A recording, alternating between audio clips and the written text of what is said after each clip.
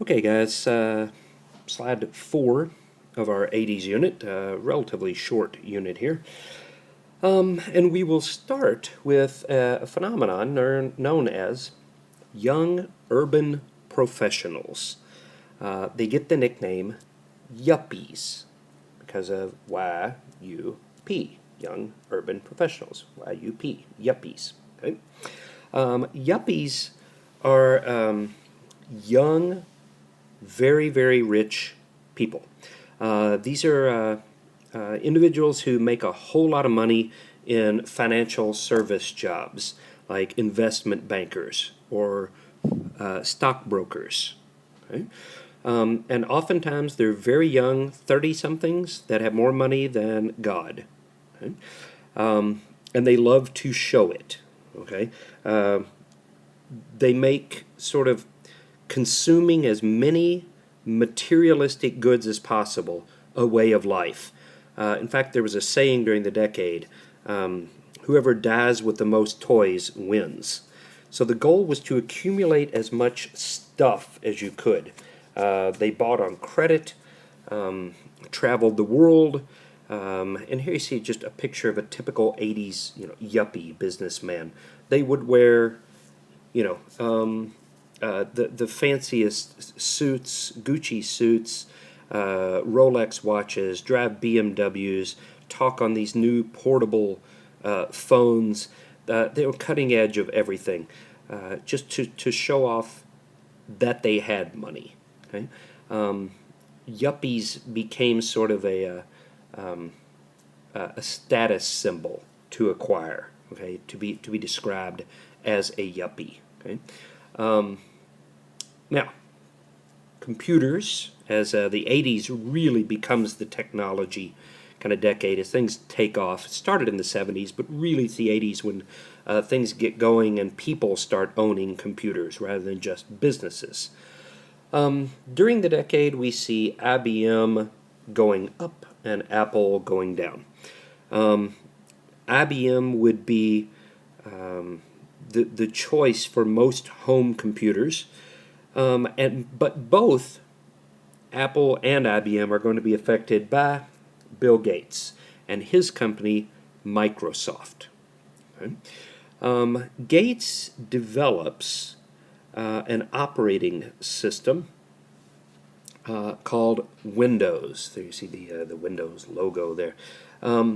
Gates develops an operating system called Windows for IBM computers. But he sells it not just to IBM, but to every other PC. They come to be known as IBM compatibles. They'll do everything an IBM computer will, at less the cost. Companies like Compaq or Texas Instruments, Dell, HP, all PCs running Windows.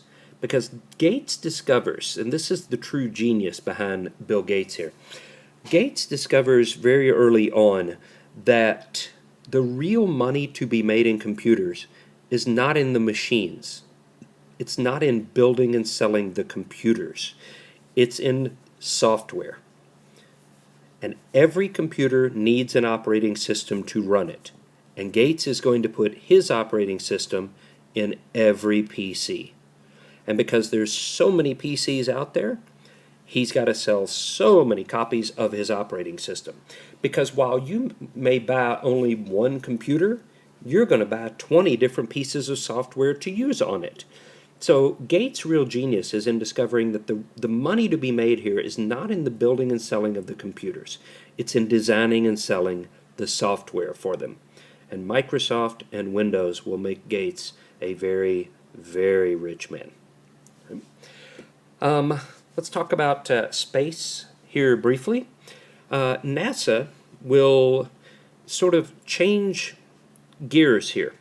Instead of launching capsules attached to rockets, where the only thing that comes back to Earth is the capsule and it's not reusable, NASA starts to look at a different way to do things.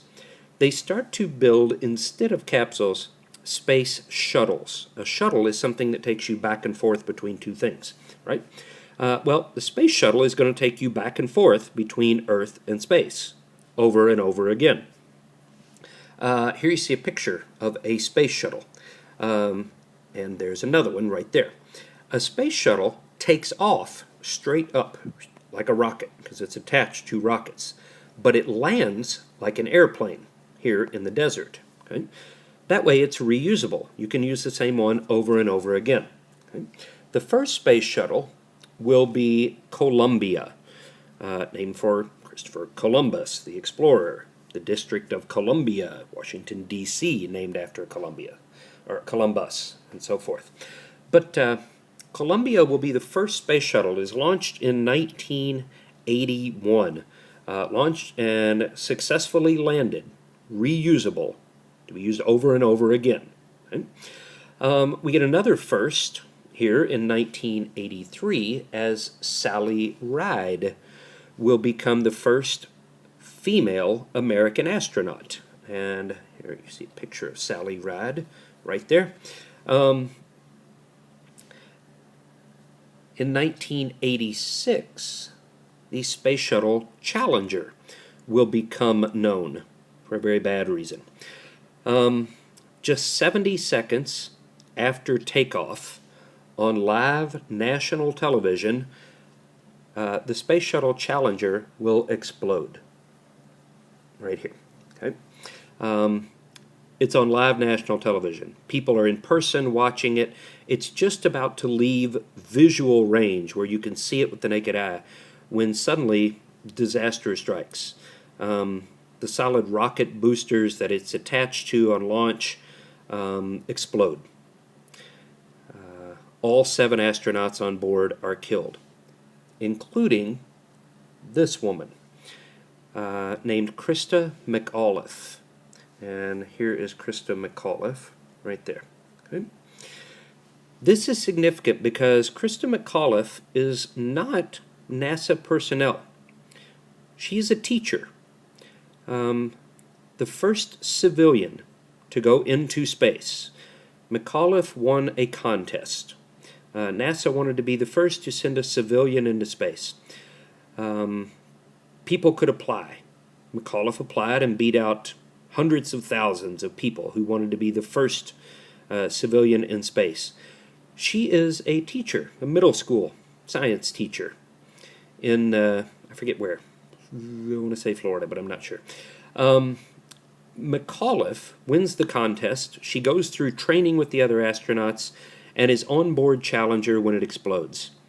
As if this isn't bad enough, live national television and all of that, all of the students at Christa McAuliffe's school had got together in their gymnasium. They had big screen TVs in the gym so they could all watch the launch themselves. And they all saw their teacher die. This is, if you'll remind me in class, one of those kind of defining moments for a generation. At least it was for mine. And I'll tell you about it. If you remind me in class, we'll talk about the Challenger explosion, because it's you'll understand once you hear the story. Okay. Let's go back here, though. We've got one little date we haven't finished. Columbia has a second date with it there, 2003. On its last mission, in more ways than one, this was to be Columbia's last mission. It was the first space shuttle launched in 1981 and had been flying since then. Its retirement mission occurred in 2003. They were going to retire it, turn it into a museum for people to tour and so forth, when Columbia explodes too. It's not on launch. It's not even on live TV. Columbia explodes on re-entry to the Earth's atmosphere. Heat builds up greatly on the bottom of any sort of object re-entering Earth's atmosphere from the friction that occurs. And there is a heat shield on the bottom of all space shuttles. These towels built to absorb heat. Columbia's heat shield had been damaged during launch. And the heat shield failed. and Columbia burnt up and exploded on re-entry. So Columbia would suffer the same fate as Challenger. Both of them would explode. All the astronauts on both were killed. Okay. And lastly, speaking of being killed, a new disease will ravage the planet in the 1980s. It's known as AIDS, Acquired Immune Deficiency Syndrome. AIDS will hit the United States very hard. It is a disease that destroys your immune system. Acquired Immune Deficiency Syndrome. You have a deficiency in your immune system. Okay? AIDS is not what actually kills you. The common cold kills you. A sinus infection kills you. A cut to your hand kills you. Because AIDS is actually the final step of HIV, which stands for Human Immunodeficiency Virus. You don't have to know that. But it's the virus that destroys your immune system. And AIDS is the final step of that. So while you die from contracting AIDS, something as simple as the cold kills you because your body has no immune system to fight it off. People initially believe that AIDS it's originally known as the gay disease because it spreads very quickly through the homosexual community because it is spread through bodily fluids.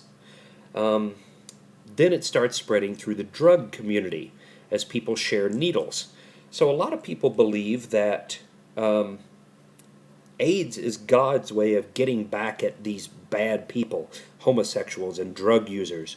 And then all of a sudden, AIDS starts ravaging heterosexual people, monogamous heterosexual people, in a committed relationship with one other person. You go to the hospital, you've been in a car accident, you're having surgery, whatever reason, you go to the hospital and they need to give you blood.